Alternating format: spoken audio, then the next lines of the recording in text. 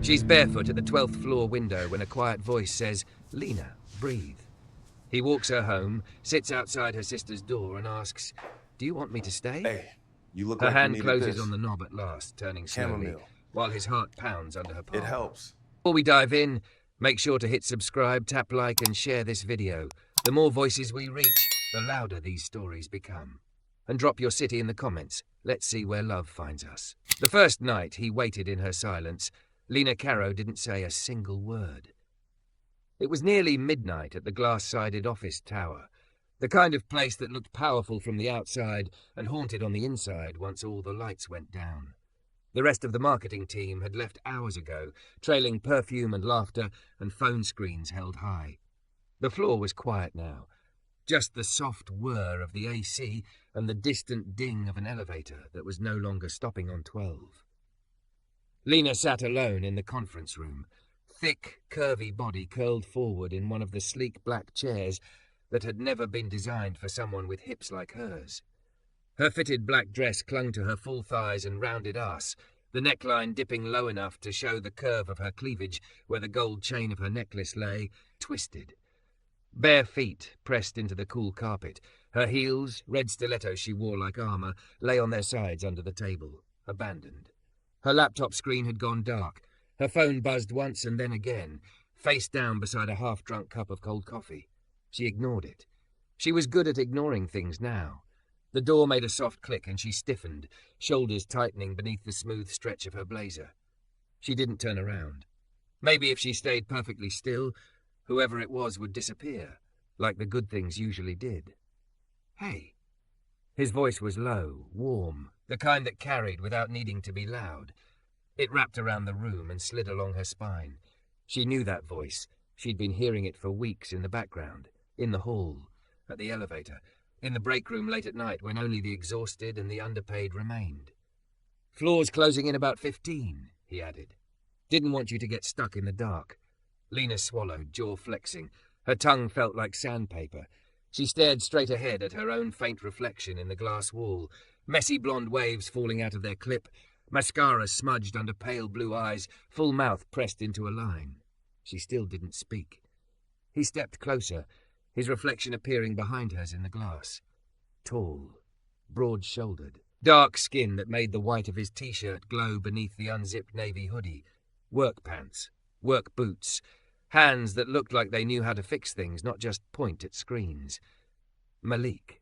She'd read his name on the little laminated badge that swung from his belt. Malik Jordan, Facilities. The first time she'd seen him, weeks ago, he'd been kneeling on the floor by the copy room, arms flexing as he tightened something under the cabinet. She'd been too busy, too sharp, too important to really look. That had been before. Now he'd somehow become part of the building's night soundtrack, the soft rumble of his cart, his footsteps, his laugh when one of the interns tried to ride a desk chair down the hall.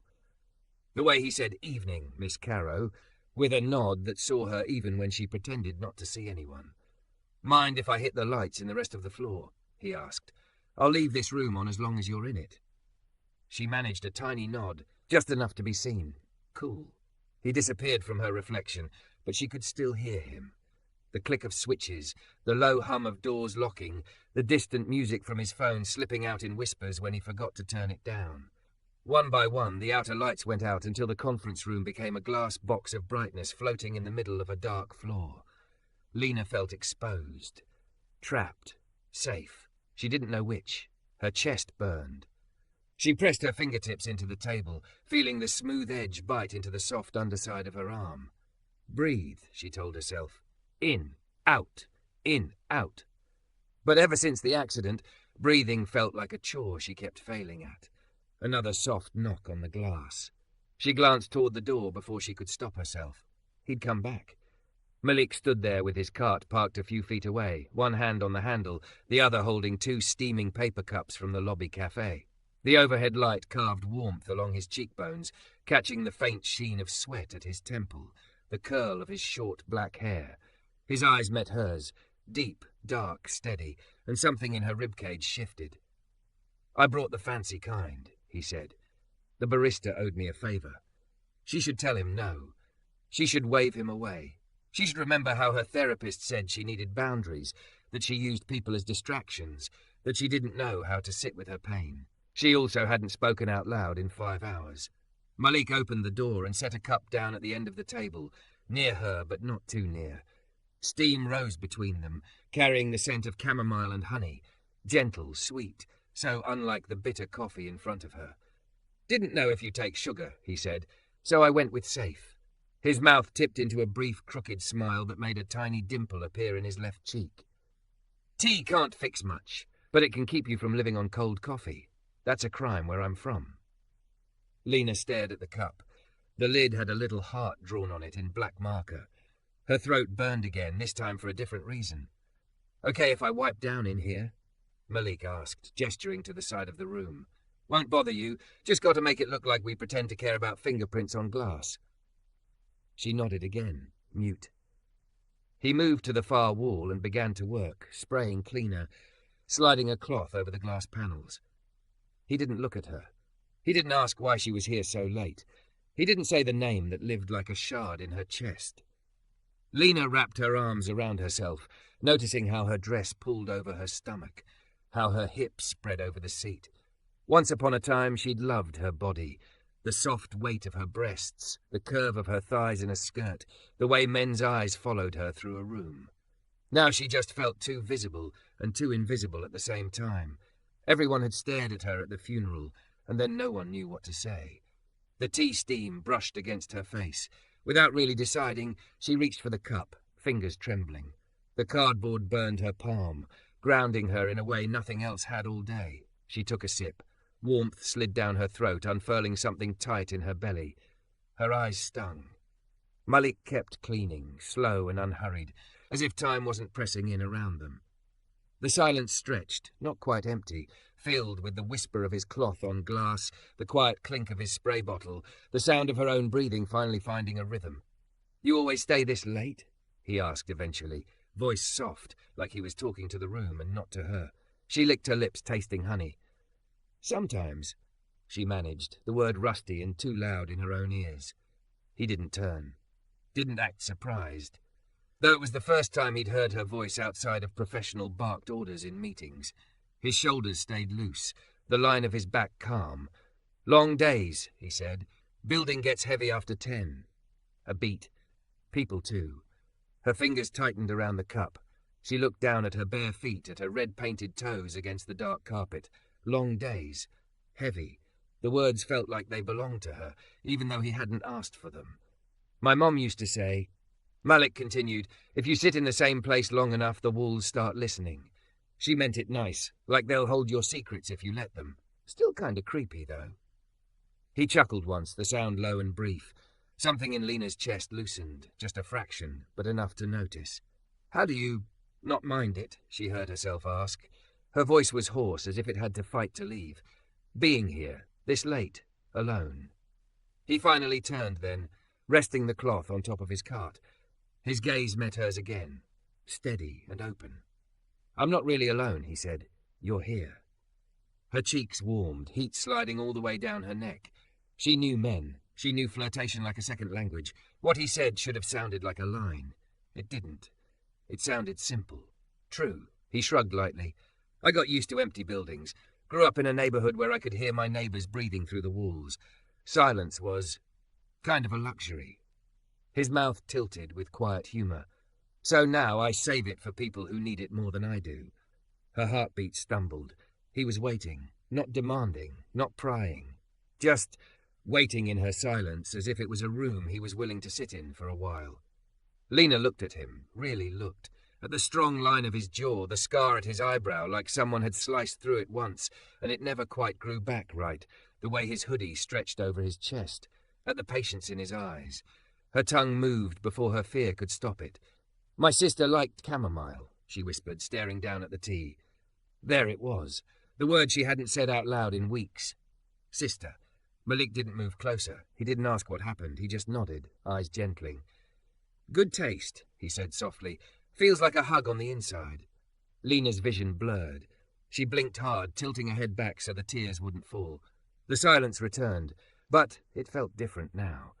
less like a cage and more like a pause between notes. "I'll be on 12 a while," he said after a moment, pushing his cart toward the door. "If you need the lights, just stay. If you head out, just flip the switch and I'll catch it." He paused there, hand on the handle, looking back at her with that same steady warmth. "It's okay not to talk," Malik added. "I'm good at quiet. Just don't stay so long you forget how to go home." Then he slipped out, the door whispering shut behind him. Lena stared at the spot he'd just occupied, heart thudding against her ribs. Her fingers flexed around the cup. She raised it to her lips again and drank, letting the warmth spread. He hadn't asked for anything. He just waited. And for the first time in a long time, the idea of walking out of this glass box and into the corridor, where he was, didn't feel impossible. The second time he waited in her silence, she was the one who walked toward him. A week had passed since the chamomile night. 7 days of pretending that nothing had shifted, that the world hadn't tilted by a few degrees in a quiet conference room on the 12th floor. Lena tried to slip back into her old armor, sharp heels, sharper tongue, emails sent at 2 a.m.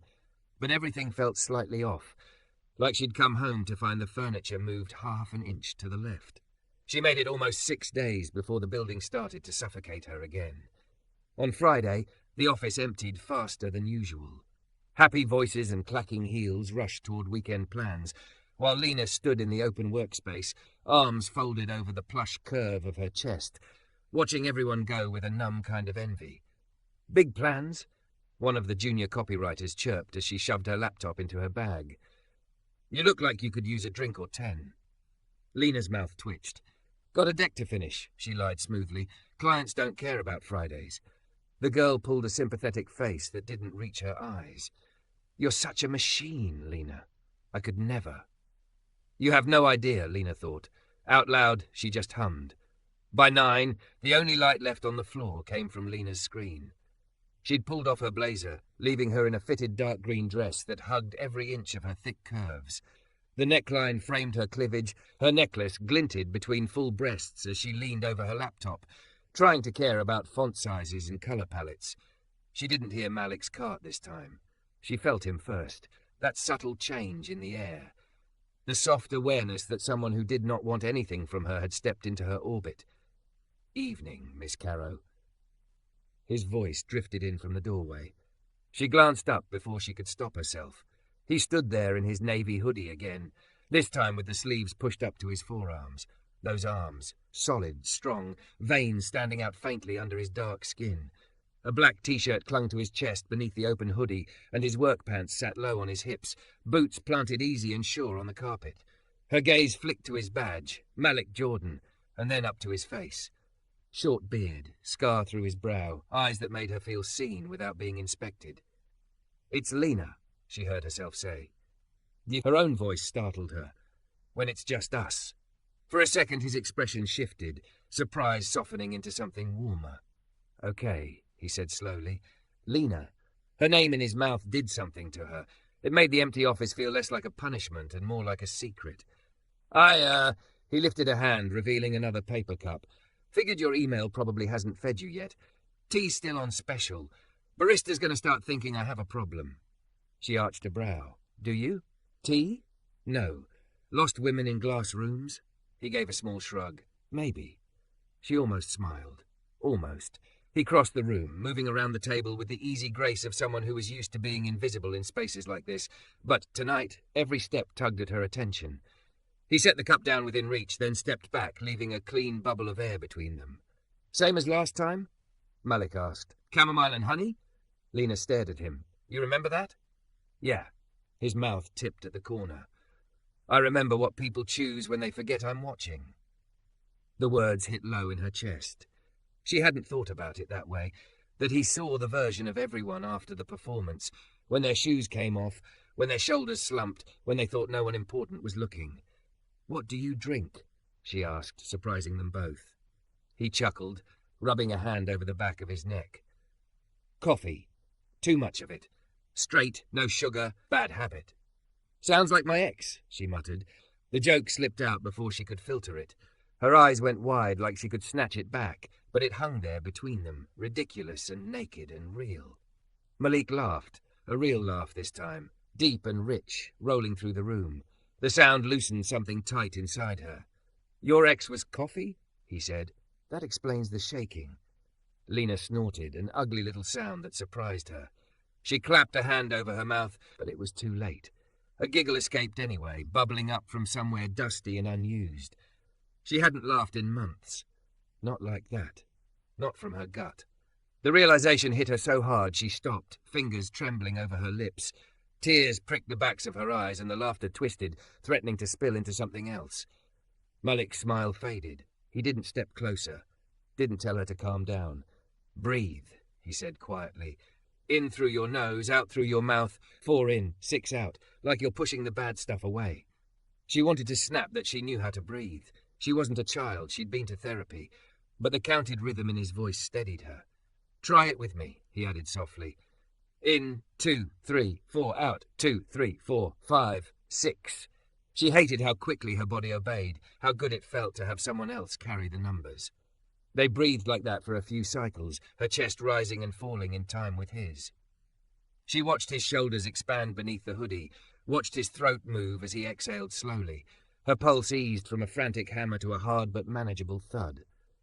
"Sorry," she whispered. "For what?" His tone was gentle, not indulgent.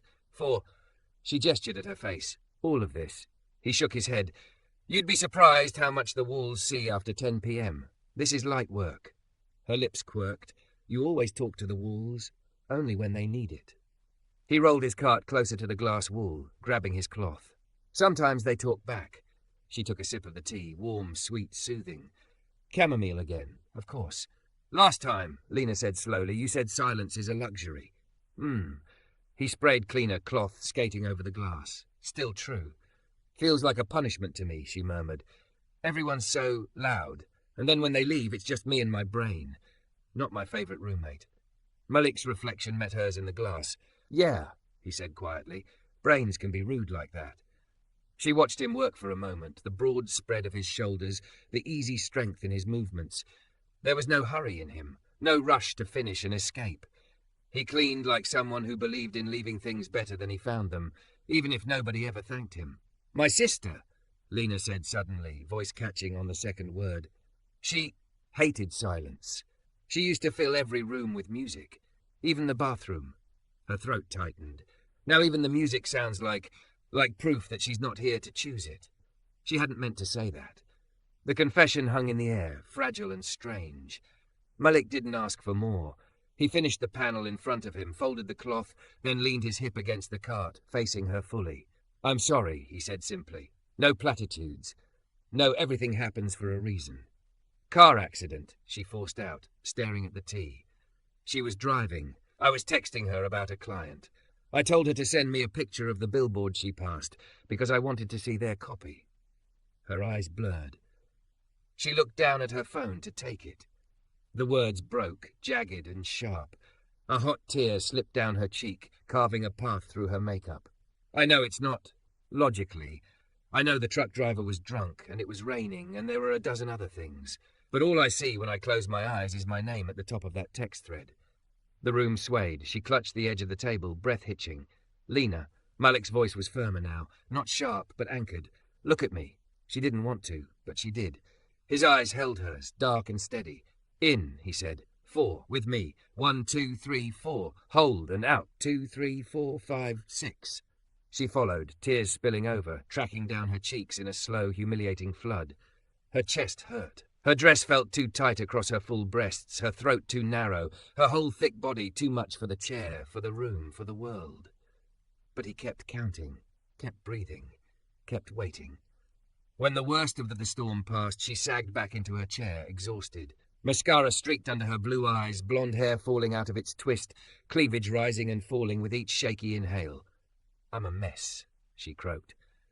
Malik's gaze moved over her damp lashes, her trembling mouth, the way her curves shook with every breath, not with hunger, not with pity, but with something like respect.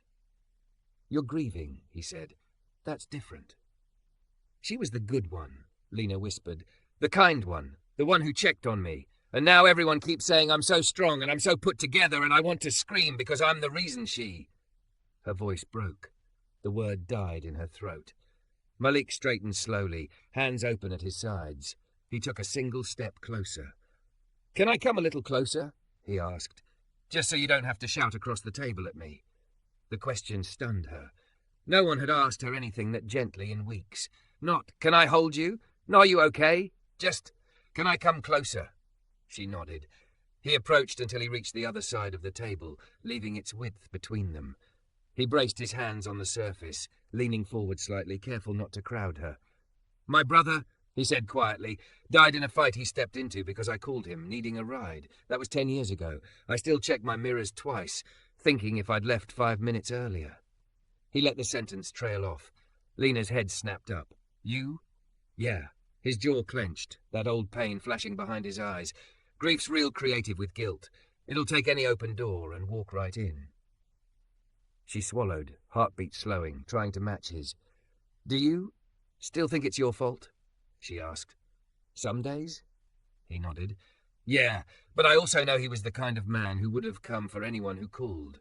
Not just me. A beat, and I try to honor him by not letting that night be the last thing that defines either of us." Silence surrounded them again, but it was thick with shared ghosts now, not just her own.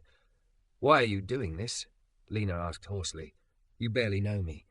Malik studied her, eyes tracing the vulnerability she was too tired to hide. The smear of mascara, the trembling fingers, the way she sat heavy and small at the same time. "Because," he said simply, "I know what it feels like when everyone else moves on and the building is the only thing that remembers you're still stuck. And because I see you sitting here like you're the one who should have died instead, and—" His throat flexed. "I don't agree with that verdict." The words landed in her like a hand on her heart. Her chin wobbled. She pressed her lips together to stop it. "Okay," she whispered, barely audible. "Okay?" he echoed. She nodded. "You can wait in my silence." Her cheeks flushed. "If you still want to." His smile was small but real. "I got time, Lena." For the first time, when he turned away to go clean the next room, she didn't feel abandoned, and when she finally shut down her laptop and walked out later, it wasn't to escape the silence. It was to catch up to the man waiting quietly at the end of the corridor. The third time he waited in her silence, she let him cross the threshold. It happened on a night that wasn't supposed to be difficult. No anniversaries, no birthdays, no court dates. Just a regular Tuesday with too much email and a lukewarm meeting where a client used her dead sister's favourite phrase, "make it pop." And Lena's brain had gone white with static. She held herself together through the whole workday. Even smiled once when someone made a joke about the coffee machine. She wore a wine-coloured dress that hugged the full curve of her hips, sleeves snug around her soft upper arms, neckline dipping just enough to remind everyone she was still that woman who could walk into a room and own it. But by 9 p.m, the dress felt like a costume, and the office felt like a ghost story. She stood at the floor-to-ceiling window of the 12th floor, bare feet pressed to the cold carpet again, red stilettos dangling from one hand. The city moved beneath her in streaks of light, cars, buses, people with places to go. Her reflection hovered over it all, a thick, curvy woman with tired eyes and a mouth that no longer knew how to relax. Behind her, the office had emptied. The conference room where she'd first drunk chamomile with Malik sat dark. Her laptop was shut, bag zipped, phone forgotten on the table. The panic came in quietly this time. Not the dramatic, clawing terror she'd felt the day of the funeral. Something slower, a tightening band around her ribs. The sense that the glass in front of her wasn't barrier, but invitation. Step out, fall, end it, stop being the mistake the universe kept circling. Her fingers loosened around her shoes. One heel slipped, hitting the carpet with a soft thud. "Lena?" She jolted, guilt flashing hot in her chest like she'd been caught stealing. He was there. Of course he was. Malik stood a few feet away, cart parked by someone's abandoned desk. Navy hoodie, black t-shirt underneath, work pants, boots. A smear of cleaner shone on the back of his hand where he'd wiped sweat away. His eyes took her in, bare feet, clenched jaw, the way she was plastered too close to the glass. "Hey," he said quietly. "No jokes this time. You breathing?" The question cut straight through the fog. "I'm fine," she started, the old automatic lie. Her chest tightened further, the world tilted a fraction. He stepped closer, palms open at his sides like he was approaching a wild animal. "Try again," Malik murmured. 4 in, 6 out, just with me. You don't even have to say it. Her eyes burned. She wanted to shove him away, to scream that breathing didn't bring her sister back. Instead, she stared at his chest, rising and falling, at the slow, deliberate expansion under the thin cotton of his shirt. In, 2, 3, 4. He counted softly. Out, 2, 3, 4, 5, 6. She forced air into her lungs. It scraped, but it moved. He held the rhythm, again and again. After a while, the band around her ribs loosened enough that she could swallow without feeling like she'd choke. Her grip on the heels steadied. Better? He asked. Her throat felt raw. A little, she whispered, relief flickering over his features. Good. Was about to start singing just to distract you, and nobody deserves that. A weak laugh escaped her, half sob, half exhale. You sing? Only when things are really dire. His mouth curved. Didn't want to traumatize you further. She looked at him over her shoulder, at the dimple softening his cheek, at the way he kept a careful distance but anchored her anyway. I hate this building, she blurted, and I hate that it's the only place I know how to be in after dark. His gaze softened. You don't have to be. Where else would I go? She faced the window again, city lights blurring with fresh tears. Home feels worse. At least here nobody expects me to be anything. For a moment he was silent. She heard the hum of the vents, the faint beep of an elevator she hadn't called. Then gently, what if you didn't have to be alone in either place? Her hand tightened around the shoes. What are you saying? She asked, voice strained. I'm saying, Malik replied, my shift's almost done, and if you don't want to be in this building right now, I can walk you to your car, or the bus, or wherever. And if you don't want to be in your place alone, I can sit in your kitchen for a while and drink the worst tea you own, and we don't have to talk at all. A beat. Only if you want that. Her heart tripped. Invite a man from work to her apartment. Big, solid, beautiful man who made her laugh and breathe and remember she was still alive. Every alarm bell she'd ever been taught about safety rang, but underneath the fear of him was the bigger fear of the empty apartment, of the unused mugs, of the closed door at the end of the hall, behind which her sister's perfume still clung to the air. Just tea? She asked, turning to him fully now, hair messy around her face, cheeks flushed. He met her eyes squarely. Just tea. I don't push, ever. A slow, almost shy smile. I'm good at waiting, remember? Something inside her unhooked. Okay, she said. Walk me home. They rode the elevator down together. For once, she wasn't hyper-aware of how much space her body took up. His shoulder brushed the brushed metal wall. She stood beside him, bare toes curling against the cool floor. They rode in silence, but it wasn't the choking kind anymore. It was thick with possibility. Outside, the air was cool, wind tugging at the hem of her dress. Malik shrugged out of his hoodie without thinking and held it out. You'll freeze, he said. I'm fine, she protested automatically, arms folding under her breasts. He tilted his head, eyes flicking over her bare arms, the goosebumps standing along her pale skin. You're shivering. She hesitated, then took the hoodie.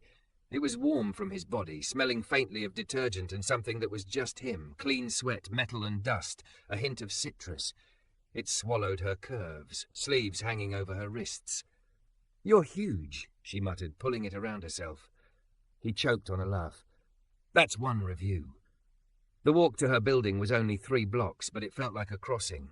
She told him which way to turn. He matched his pace to hers, hands in his pockets, shoulders relaxed. They passed a bus stop, a late-night deli, a guy arguing with his girlfriend on the phone. Ordinary life, bumping up against the extraordinary fact that she'd invited him into her orbit. At her building, she fumbled with her keys. Her hands shook enough that the metal scraped the lock. May I? Malik asked. She handed him the keys. He opened the door, then immediately stepped aside, letting her go first.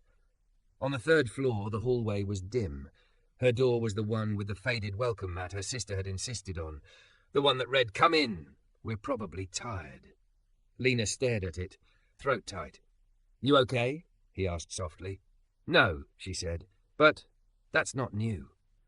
She unlocked the door and pushed it open. The warm, familiar scent hit her immediately. Vanilla candle wax, old books, the faintest trace of her sister's floral shampoo from the bathroom down the hall. Come in, she murmured, stepping aside. He hesitated on the threshold, then crossed into her space, moving carefully like he didn't want to disturb the air itself. He closed the door gently behind him. Her apartment was cozy, cluttered, lived in. A soft grey couch, heavy blankets thrown over the back, shelves crowded with books and framed photos, a record player in the corner with a stack of vinyl beside it. Her laptop sat closed on the coffee table, beside a mug ring stained into the wood. She watched his eyes move, not prying, just taking it in. "It suits you," he said. "What does that mean?" She challenged, nerves making her sharper. He smiled faintly. "Big personality, big heart, big everything." His gaze flicked over her, warm but respectful, space that doesn't pretend to be smaller than it is. Her cheeks burned. She looked away, swallowing. "I'll make tea," she said. "There's chamomile." "Of course there is." He parked himself by the edge of the kitchen doorway, not following her in, just staying where she could see him. "I'll be right here." She moved toward the cupboards, fingers acting on muscle memory. Mug, kettle, tea bags. For a moment, she saw her sister's hands instead, slender, ringed, nails always painted some wild colour, rummaging through the same cupboard, humming off-key. The kettle clicked. A tear fell onto the counter. She didn't wipe it away. When she came back with 2 steaming mugs, Malik was sitting on the couch, perched at the edge, elbows on his knees. He stood as soon as she entered, like someone had taught him couch etiquette once, and it stuck. "You don't have to stand," she said, handing him a mug. "You're not meeting my parents." He took it carefully, fingers brushing hers. Even that slight touch sent a shiver up her arm. "You sure?" he asked, searching her face. "About me being here?" She nodded. "I don't want to be alone with the walls tonight." "Okay." He sank back onto the couch. "Then I'll stay until you kick me out." She sat beside him, leaving a cushion's worth of space between their bodies. Her dress stretched over her thighs as she folded one leg under herself. His hoodie pulled around her, sleeves swallowed by her hands. For a while, they just drank. Steam curled in the low lamplight, casting soft shadows across his features. Her heartbeat slowed. The apartment didn't feel as loud. Her gaze drifted toward the closed door at the end of the hall. "That was her room," Lena said quietly. He followed her line of sight. "Your sister's?" "Yeah." Her throat bobbed. "I have in there since before the funeral. I tell myself I will. But every time I reach for the knob, it feels like opening a wound." Malik set his mug down, turning fully toward her, one arm braced on the back of the couch. "Can I make a suggestion?" he asked. "Is it burn the building down?" she asked, attempting a weak smile. He huffed a laugh. "Second on the list. First is, you don't have to open it tonight, or ever. You don't owe anyone your healing schedule." Her eyes stung. "I know, I just feel frozen. Like if I don't do it, I'm stuck. And if I do it, she's really gone." He was quiet for a long moment. "Can I sit with you?" he said slowly. "Outside the door? Not inside, just on the floor. So if you want to open it, I'm there. And if you don't, I'm still there." Her breath hitched. "You'd do that?" she whispered. "I'd do that," he said simply. Her hand sought his before her brain could stop it. Her fingers slipped into his, smaller and pale against his big warm palm. He didn't squeeze too hard, just enough to say present. They walked down the hall together, bare feet on hardwood, mugs left behind on the table. The door loomed closer. The familiar ache rose in her chest.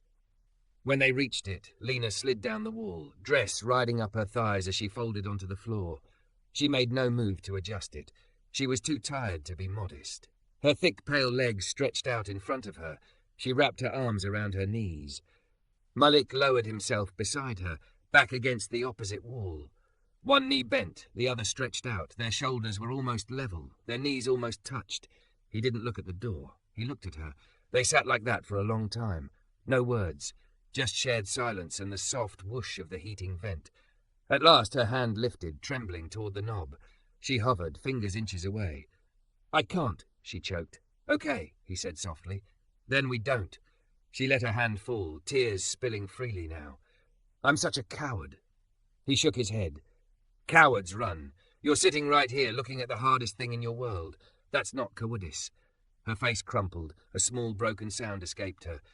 "Can I?" he began, stopping himself. "Can I hold you?" The question split her open.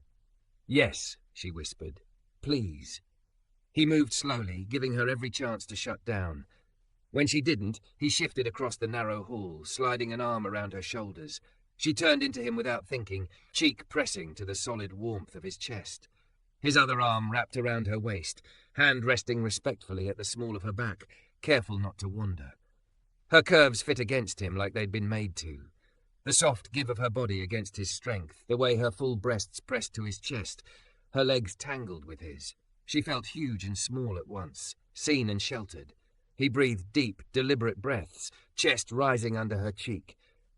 "In," he murmured, more for himself than her. 2, 3, 4, out, 2, 3, 4, 5, 6. She matched him. Tears soaked his t-shirt. He didn't flinch. "I should have saved her," Lena sobbed into his neck. "I should have." "You loved her," Malik said, voice low and rough. "You still do. That's the only should that ever mattered." Her fingers fisted in the fabric at his shoulders. His hand stroked gently up and down her back, palm wide and warm. "I don't know how to live without her," she whispered. "Then let's start small," he replied. "You breathe, you drink bad tea, you go to work, you come home, and when the silence gets too loud, you call someone who knows how to sit in it with you." "Who would that be?" she asked, pulling back just enough to see his face. He met her eyes, his own shining a little now. "Me," he said simply. "If you'll let me."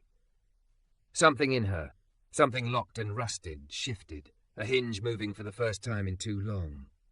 She cupped his jaw with one trembling hand, thumb brushing the rough edge of his beard, the old scar in his brow. "Why me?" she asked. "You could choose someone.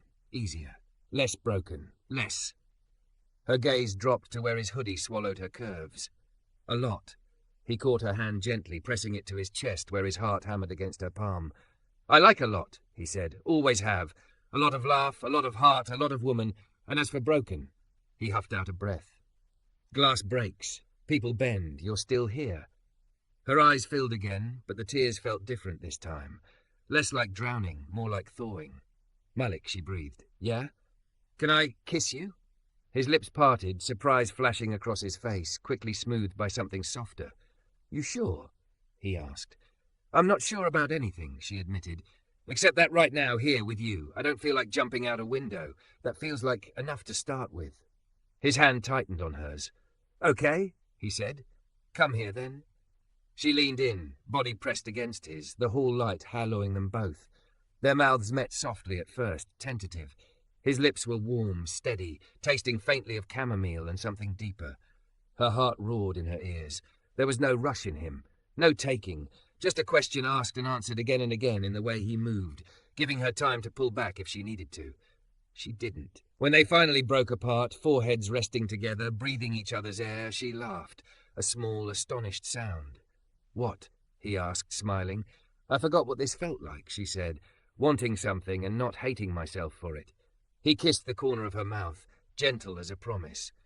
"Then we'll practice," Malik murmured, wanting, without punishment.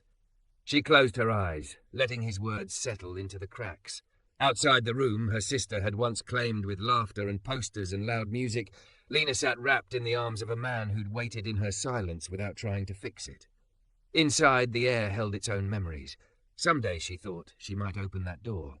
Not tonight. Tonight, letting him in, into her apartment, her grief, her body pressed careful against his on a cold hallway floor, was enough. She breathed in. 4 counts. Out. 6 counts. His chest rose and fell with hers, their rhythms aligned. For the first time since the accident, the silence around her didn't feel like a verdict. It felt like space. Space to hurt. Space to heal. Space to belong.